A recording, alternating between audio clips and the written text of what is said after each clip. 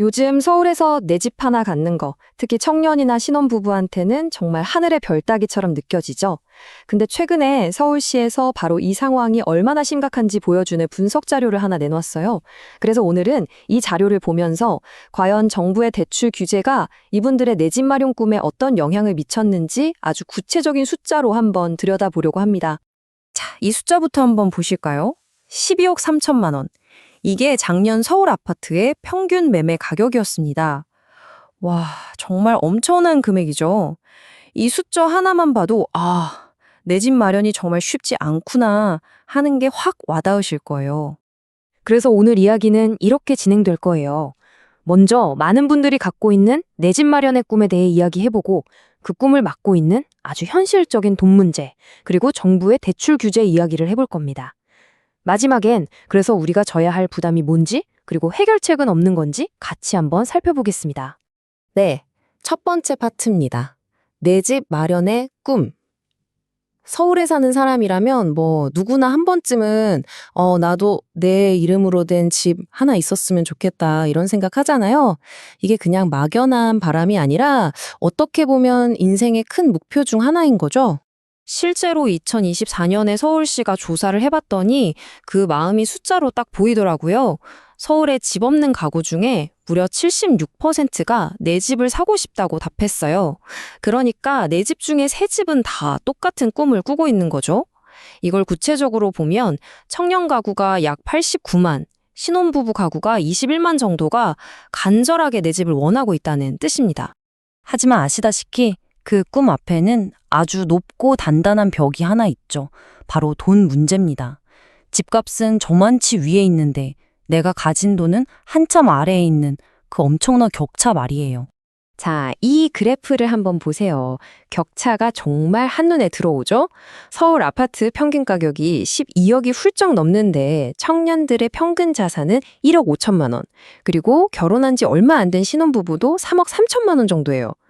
이 막대 그래프 높이 차이 좀 보세요. 와, 이건 사실상 내 돈만 모아서는 집을 사기가 거의 불가능하다는 얘기나 마찬가지인 거죠. 그런데요, 이렇게 집값이 비싼 것도 서러운데 설상가상으로 또 하나의 커다란 장애물이 등장했습니다. 바로 정부가 투기를 잡겠다고 내놓은 아주 강력한 대출 규제였어요.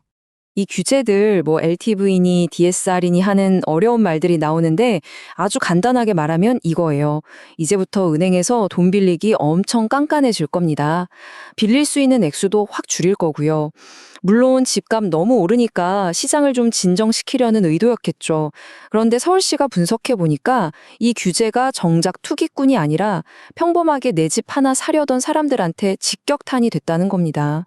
서울시 분석 결과를 보면 좀 충격적이에요. 이 표를 한번 보세요.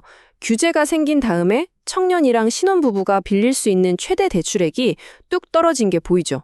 청년은 6천만 원 넘게, 신혼부부는 무려 1억 원 이상 대출금이 줄어들었어요. 자, 그럼 대출 한도가 이렇게 줄어든 게 구체적으로 이분들한테 어떤 의미인지, 그 최종적인 부담이 얼마나 커졌는지 숫자로 한번 확인해 보겠습니다. 청년의 경우 대출받을 수 있는 돈이 6,231만 원이나 줄었습니다. 원래 받을 수 있던 돈의 41.7%가 그냥 공중으로 날아가 버린 셈이에요. 신혼부부는 상황이 더 안 좋습니다. 대출 가능액이 1억하고도 4만 원이 줄었어요. 이분들도 대출 한도의 30.7%가 그냥 사라진 겁니다.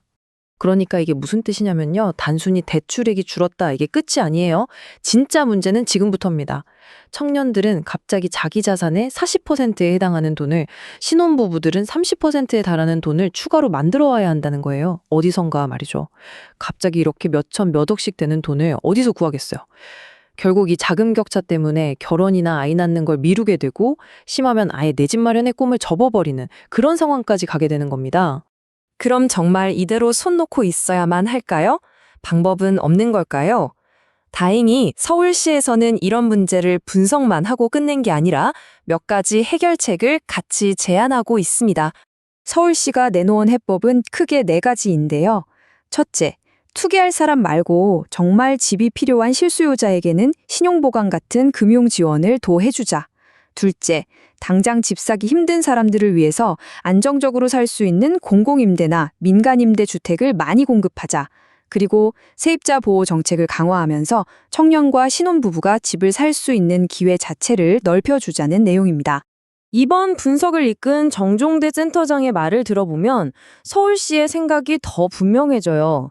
분석해보니 정말로 살 집이 필요한 청년, 신혼부부에게는 신용보강 같은 추가 지원이 꼭 필요하다는 걸 다시 한번 확인했습니다. 바로 이겁니다. 참 아이러니하죠?